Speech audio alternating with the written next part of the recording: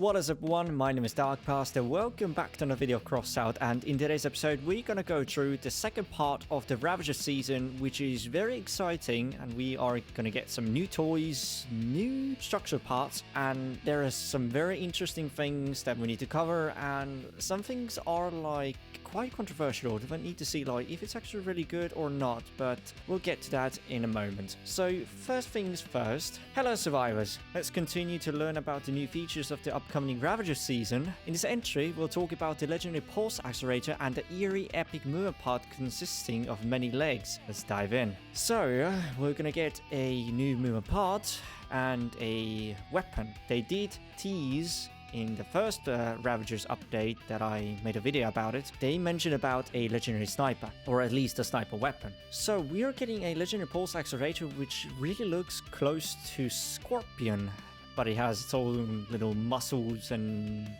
what kind of like creepy stuff that Ravagers have, but it's really cool. And I wonder if it has actually some kind of like cool animation like Lucifer has, because it has those muscles and stuff. So in the first entry we told you about the light legendary cabin that is perfect for long range fire. The Ravagers have prepared a suitable weapon for it, which will allow you to wreak chaos and destruction without getting close to your opponents. Yes, they did indeed mention it in the first part of the devlog. To activate the accelerator's perk, you need to hit enemies twice in a row from a long distance. After that, the weapon's projectile is replaced with a special one. That is where it becomes very interesting. When it hits, the special projectile attaches itself to the enemy and periodically damages all enemy cabins within a certain radius. Note, if the cabin has 25% durability or less, it will not receive periodic damage. So this weapon is like a mix of three weapons. It is a Scorpion, it is a Typhoon, and an Akari, which is very interesting.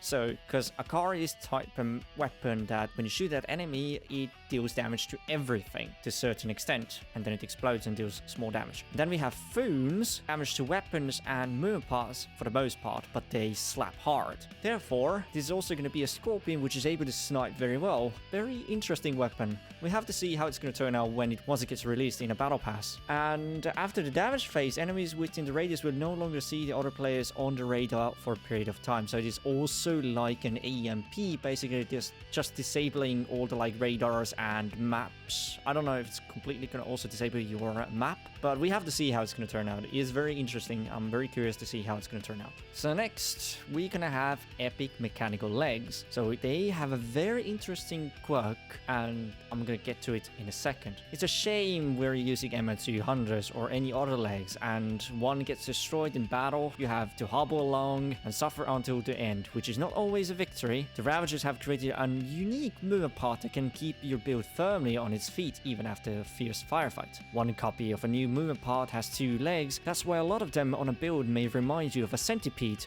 Okay, so basically when you already mentioned it by centipede, it means that those you're gonna have maybe like more legs. At least when you look at the picture, it looks like there is two legs in a single movement part, which is very unique. I don't think we have any sort of like movement part or anything that's similar to that already in the game, but this is a very cool concept idea and I kind of like it. The key feature is regenerating durability after a certain amount is lost. For example, if the movement part absorbs some damage, the only one leg will be disabled, while the second one will continue functioning. After a while, the disabled leg regenerates and you can use it again. So basically it just disables itself, regenerates, and then it's usable again. Those legs are not indestructible, but you have to shoot those down quickly if you want to, and I'm pretty sure they have some decent resistance and HP, so I have to see how that's gonna turn out with those legs. And these are normal mechanical legs, not those walker legs, okay? No need to worry about that. And of course, if you lose both legs, you will fall to the ground, but after a while, the legs will regenerate and you will be able to walk again and scare every arachnophobe you meet. Well, that's also very scary that if you lose these legs and this part still is intact, this means that we are able to regrow our legs and still keep on going. Very, very cool concept ideas.